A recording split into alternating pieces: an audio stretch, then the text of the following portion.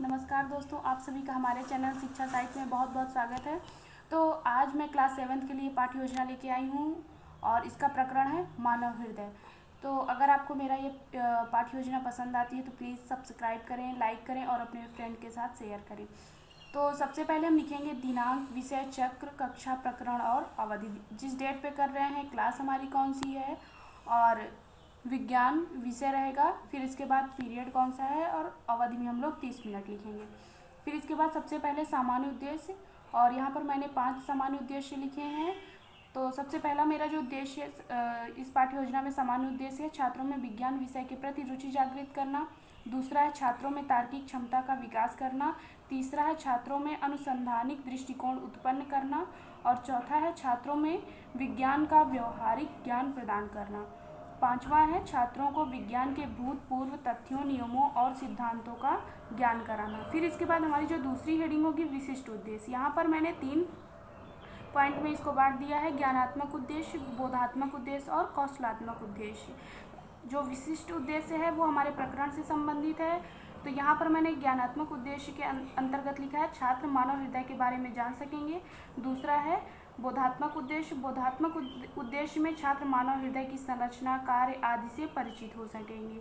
तीसरा जो कौशलात्मक उद्देश्य है, छात्रों में हृदय की क्रिया विधि को मॉडल द्वारा प्रस्तुत करने का कौशल विकसित हो सकेगा। ये हमारा विशिष्ट उद्देश्य होगा। फिर इसके बाद सहायक सामग्री। सहायक सामग्री में चार्ट आदि कक्षा उपयोगी सामग्री, मॉडल अगर आप ले जा रहे हैं तो उसको लिख देंगे। फिर इसके बाद जो चौथी हेडिंग होगी पूर्व विज्ञान। पूर्व विज्ञान में हम लिखेंगे छात्र मानव हृदय के बारे में सामान्य जानकारी रखते हैं। फिर इसके बाद अगली जो हेडिंग है प्रस्तावना प्रश्न। प्रस्तावना प्रश्न में हम लोग 3 का कॉलम बनाएंगे: क्रम संख्या और छात्राध्यापिका क्रिया और छात्र अनुक्रिया। जो पहला हमारा प्रश्न होगा प्रस्तावना प्रश्न, उसको हम छात्राध्यापिका क्रिया में लिखेंगे स्कूल से घर जाने के बाद आप क्या क्या करते हैं। तो छात्र अनुक्रिया करेगा घर जाने के बाद खाना खाते हैं, पढ़ते हैं, खेलते हैं। दूसरा हमारा प्रस्तावना प्रश्न होगा खेलते समय अचानक गिर जाने पर क्या होता है। तो छात्र अनुक्रिया करेगा खेलते समय अचानक गिरने से चोट लगती है। तीसरा हमारा प्रस्तावना प्रश्न होगा शरीर के किस भाग पर चोट लगने पर उस स्थान से क्या निकलता है। तो चोट लगने पर खून निकलता है या रक्त निकलता है। चौथा हमारा प्रस्तावना प्रश्न होगा शरीर के विभिन्न भागों में रक्त का परिवहन कौन करता है। तो इस समय छात्र उत्तर नहीं दे सकेगा, इसलिए हम यहाँ पर समस्यात्मक लिख देंगे।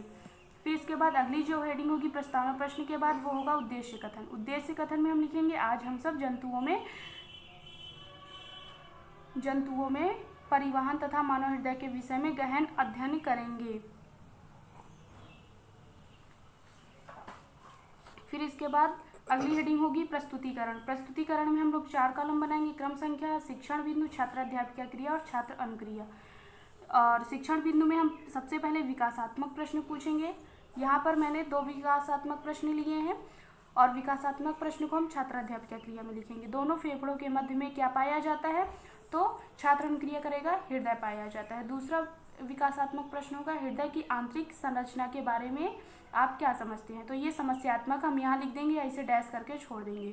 फिर इसके बाद शिक्षण बिंदु के अंतर्गत हम लोग परिवहन हेडिंग डालेंगे। फिर छात्राध्यापिका क्रिया में स्पष्टीकरण हेडिंग डालते हुए लिखेंगे परिवहन तंत्र या परिसंचरण तंत्र शरीर की जीवित कोशिकाओं को ऊर्जा के उत्पादन के लिए ऑक्सीजन तथा पचित भोजन का वितरण करता है। शरीर के विभिन्न भागों से अपशिष्ट पदार्थ परिसंचरण तंत्र द्वारा एकत्र किए जाते हैं तथा इसके निष्कासन के लिए उत्सर्जी अंग तक लाए जाते हैं। इस समय हम छात्र अनुक्रिया में लिखेंगे छात्र ध्यानपूर्वक सुन व देख रहे हैं।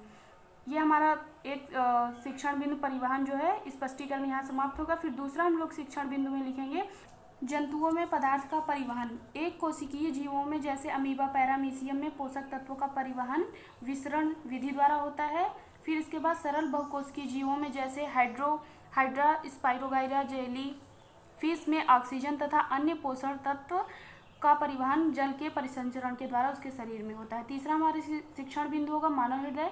हमारा हृदय फेफड़ों के मध्य वक्षीय गुहा में स्थित होता है। यह शंक्वाकार व मुट्ठी के आकार का होता है। मानव हृदय 4 प्रकोष्ठ वाला होता है। ऊपरी 2 प्रकोष्ठ हृदय गुहा तथा निचले 2 प्रकोष्ठ निलय कहलाते हैं। हृदय गुहाएं और निलय मांसपेशीय पट द्वारा दूसरे से पृथक होते हैं। हृदय आवरण नामक 2 परतों वाली झिल्ली द्वारा घिरा होता है।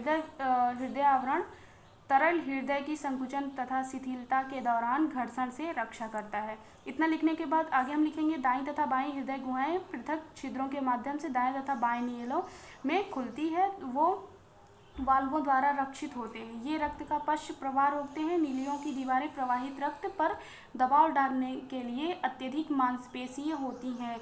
इतना हमारा स्पष्टीकरण होने के बाद हम बोधात्मक प्रश्न करेंगे। बोधात्मक प्रश्नों का एक कोशिकीय जीवों में तत्वों का परिवहन किस विधि द्वारा होता है? तो छात्र अनुक्रिया करेगा, विसरण विधि द्वारा होता है।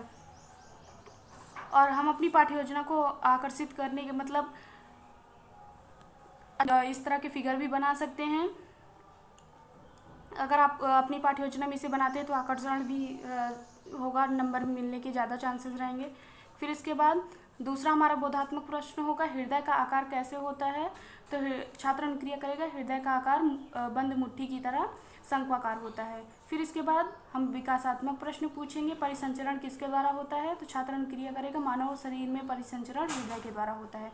दूसरा विकासात्मक प्रश्न होगा मानव शरीर में परिसंचरण से आप क्या समझते हैं? ये समस्यात्मक प्रश्न हो जाएगा। फिर इसके बाद परिसंचरण शिक्षण बिंदु में हम लिखेंगे स्पष्टीकरण, रक्त की प्रत्येक बूंद हृदय से 2 बार गुजरती है, अनॉक्सीकृत रक्त के रूप में तथा ऑक्सीकृत रक्त के रूप में। इसे द्रवी परिसंचरण कहते हैं। इस समय छात्र ध्यानपूर्वक देख व सुन रहे हैं। फिर इसके बाद हमारा दूसरा शिक्षण बिंदु होगा हृदय में रक्त परिसंचरण की प्रक्रिया। तो हम लोग पॉइंट में भी लिख सकते हैं, दाईं हृदय गुहा में मुख्य नसों द्वारा पूरे शरीर में रक्त प्राप्त करती हैं।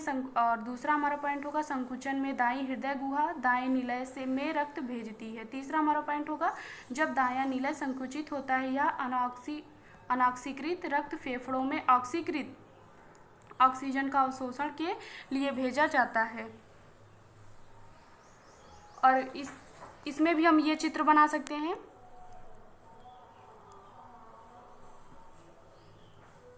फिर इसके बाद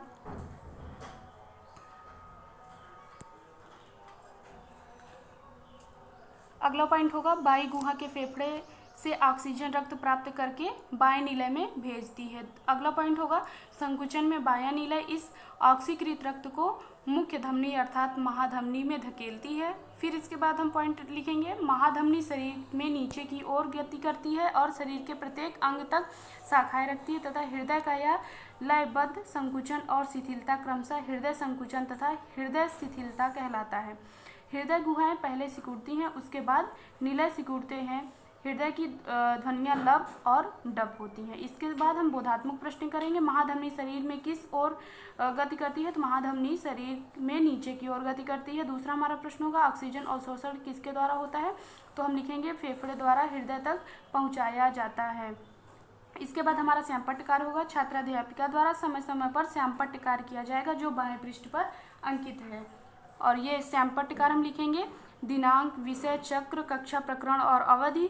और हम लोग मानव हृदय हेडिंग डाल के मानव हृदय के बारे में जो भी हमने अभी तक स्पष्टीकरण किया है उसे लिख सकते हैं। फिर इसके बाद श्यामपट्ट कार्य के बाद हम लिखेंगे निरीक्षण कार्य। निरीक्षण कार्य में छात्राध्यापिका द्वारा घूम घूम कर निरीक्षण कार्य किया जाएगा एवं उनकी त्रुटियों को सुधारा जाएगा। निरीक्षण कार्य के बाद पुनरावृत्ति प्रश्न, हम यहाँ पे 3 पुनरावृत्ति प्रश्न करेंगे। मानव हृदय कहाँ स्थित होता है, दूसरा होगा द्रव्य परिसंचरण क्या है, और तीसरा है महाधमनी के कार्य बताइए। पुनरावृत्ति प्रश्न में हम उत्तर नहीं लिखेंगे। फिर इस हेडिंग के बाद हमारा गृह कार्य होगा मानव हृदय की क्रियाविधि को सचित्र समझाइए।